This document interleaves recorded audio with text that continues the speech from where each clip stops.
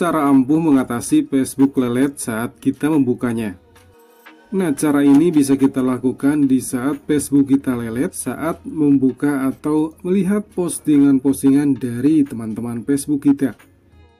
Bagaimanakah caranya? Mari simak di video ini. Oh ya, jangan lupa untuk di-subscribe dulu channel ini.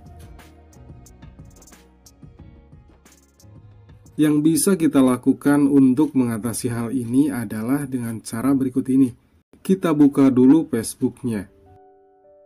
Setelah ada di halaman ini, tekan strip 3 di kanan atas ini.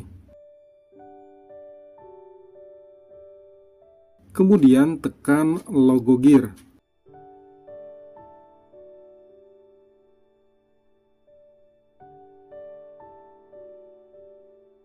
Setelah itu scroll ke bawah, pilih di bagian browser.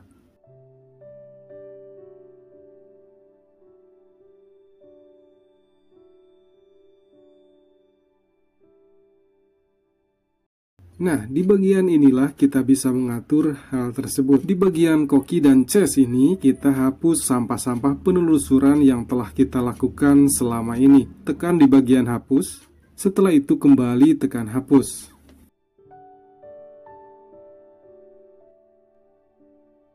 Setelah kita melakukan cara ini, otomatis sampah-sampah penelusuran yang telah kita lakukan selama ini telah terhapus. Dan saat kita membuka Facebook dan melihat-lihat postingan orang lain, akan terasa ringan dan tidak lelet.